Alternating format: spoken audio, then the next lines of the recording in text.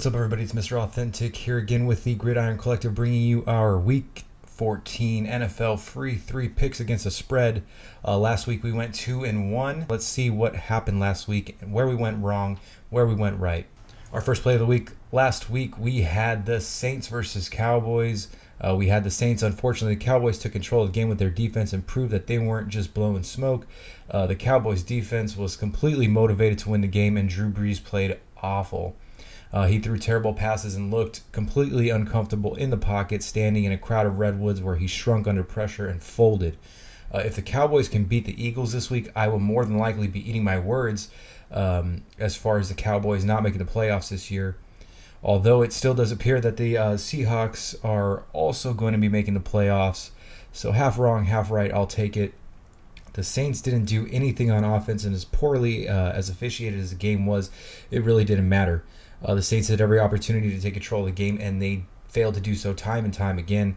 Luckily for the Saints, they get to have a short-term memory because this week they get to face off against the Tampa Bay Buccaneers, and they should be able to bounce back and get right.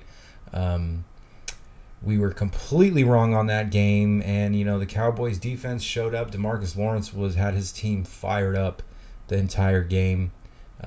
Unfortunately, we fell short on this game, but our other two plays were successful, so let's take a look at those. For our second play, we took the Broncos over the Bengals. The Broncos did cover very easily, and the game wasn't much of a game at any point. The Broncos suffered some key injuries, namely Chris Harris Jr., who looks like he might be back a little earlier than expected, probably 3 weeks instead of the 4, which is pretty awesome for him. It should definitely help Denver make their playoff push here. The Broncos also lost Emmanuel Sanders today in practice. It appears that he has a torn Achilles and he's done for the season.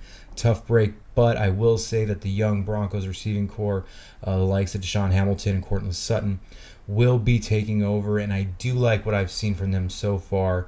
So don't get too down on the Broncos just yet. Despite these devastating injuries, they still have a very easy schedule ahead of them, and it should help them going forward. The Bengals are a mess and really have nothing to lean on for the rest of the season. It's over for them, and they should be focusing on the draft for next year. Our final play, we had the Seahawks covering 10 points against the San Francisco 49ers. Our reasoning for going with Seattle was that they appear to be headed towards the playoffs and cannot really afford to let up for the remainder of the season. San Francisco is too beat up all around and couldn't compete against a surging Seahawks team. I thought maybe Mullins could make things a little bit more interesting, but Seattle was obviously way too much for them to handle. Seattle handled the game for us completely and covered the spread with ease. Let's take a look at our plays for this coming up week. For our first play, we're going to go with the Rams over the Bears -3. The Los Angeles Rams are the best team in football, and I've been saying it since they went after Talib and Peters, and they put a big fucking cherry on top of everything when they signed Sue. The defense was bolstered in a big way with those signings. This, it can almost match the intensity of their offense, to be quite honest. Realistically, the Rams can and will win out for the remainder of their schedule. The fact that they're only favored by 3 against the Bears isn't really that insulting. It's just the books giving the Bears the respect that they deserve on defense, and people feel that this is a game that could be a letdown game for the Rams, especially with traveling to Chicago to play at Soldier Field. In all honesty, I've been very impressed and all about the Bears' defense and their secondary. Sure, Mack is a great player, but their secondary doesn't get nearly the type of recognition that they deserve. I still feel that the Rams will be able to out-scheme the Bears in this game.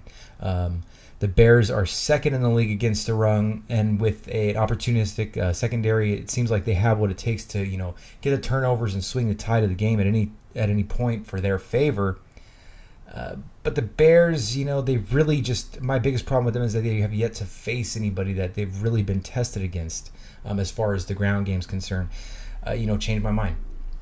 The only test that they've had is Saquon Barkley, really, who banged them hard for 125 yards, laughing all the way.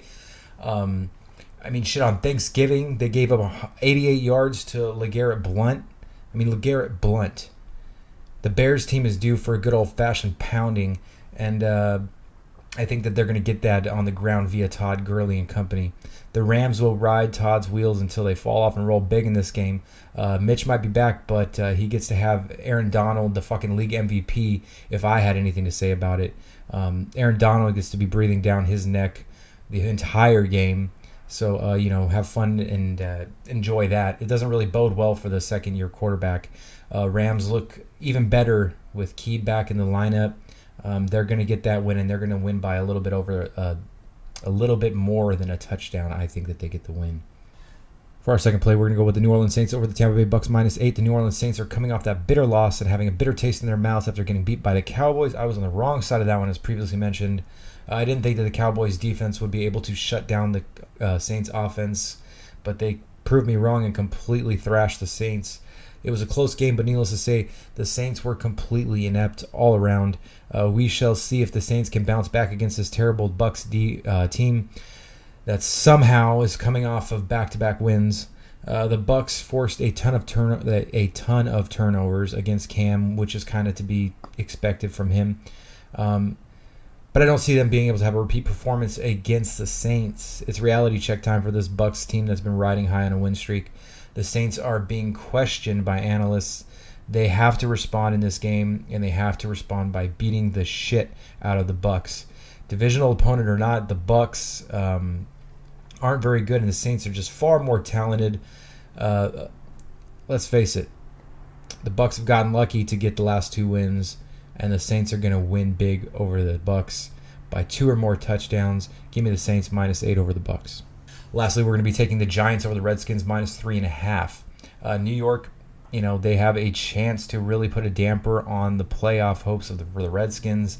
It's got to suck for the Redskins fans who were looking forward to an NFC East title only to watch Mark Sanchez eventually take over at starting quarterback for them. Losing Colt McCoy definitely hurt. This one's easy because Sanchez is the Redskins starting quarterback. And there is no fucking way that he leads this team to a win against the Giants. In their last meeting, Eli made some big mistakes that we had seen him making early on in the season, mistakes that he has since seemingly fixed. Eli has been playing much sharper and at a much higher level than earlier this season.